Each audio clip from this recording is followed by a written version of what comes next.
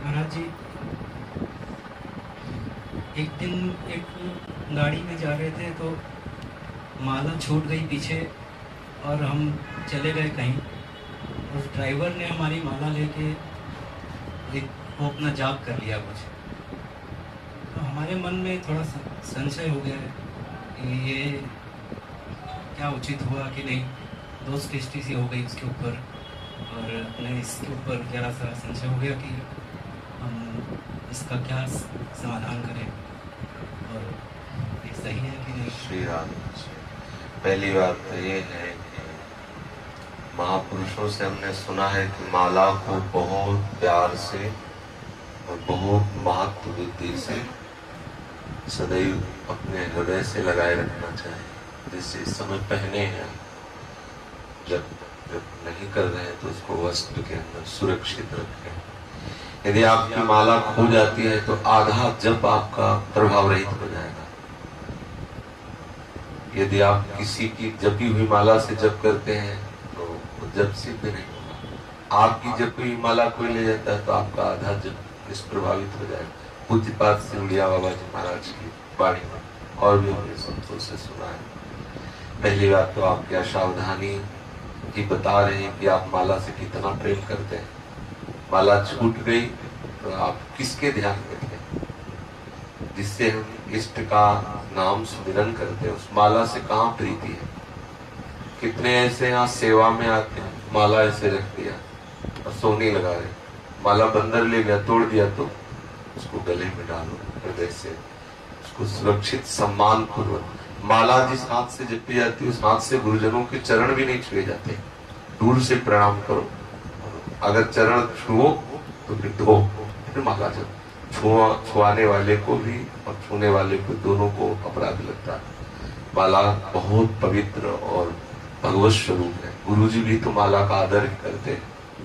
यदि आपकी माला से किसी ने जप कर लिया तो उस माला को यमुना जी में प्रवाहित कर दो। नवीन माला लो और नियम लो कि हमारे प्राण चाहे छूट जाए लेकिन माला नहीं छूटेगी। ऐसा प्यार होना चाहिए। माला कैसे छूट गई माला? अगर 1 करोड़ की चेक होती तो छूट जाती क्या? आप विचार करके देखो। इसलिए उस माला को यमुना जी में प्रवाहित कर दो और नवीन माला लेकर के श्री जी को यहाँ से अर्पित करवा के उसे श्री राम रखो। माला के प्रति बहुत प्यार बुद्धि और बहुत महत्व बुद्धि रखो। महापुरुषों ने कहा है कि एक ही ग्रंथ, एक ही माला आजीवन रहनी चाहिए। जैसे आप श्रीमद चतुरासी जी का जो गुरु प्रदत्त है उसका स्वाध्याय करते हैं तो वही चतुरासी जी पूर्ण जीवन भर रहनी चाहिए। कितनी सुरक्षा से, सम्मान से और आदर बुद्धि से रखो। हमने पूज्य सदगुरुदेव भगवान के पास यहाँ लाडली कुंज में एक बहुत ही पुराने पन्ने की 42 लीला, हमने कहा महाराज जी तो बहुत फटने सी हो गई है, सब पन्ने अलग अलग क्रम सा हो रहे थे।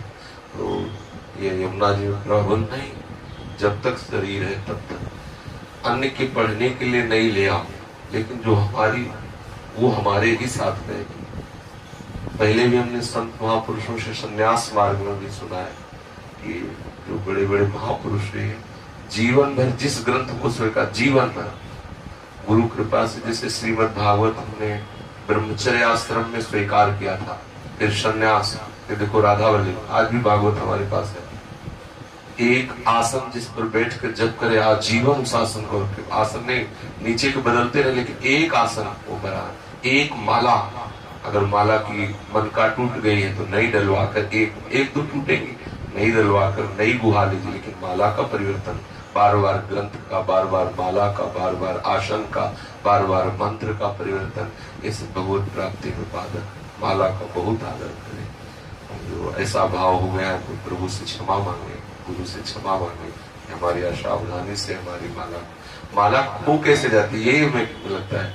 जब हमारा प्राण है, हमारे इष्ट का नाम और इष्ट के नाम का सुमिरन करवाने वाली वो माला है, आप उसको कैसे छोड़ देते? जैसे आप गले में डालो ना, अगर इसको अब जब कर रहे हैं तो ठीक, नहीं तो अंदर अपने वस्त्र के अंदर डाल के सुरक्षित ऐसे कर लेते हैं, तो कैसे जाएगी माला? बहुत सावधान, नवीन ला के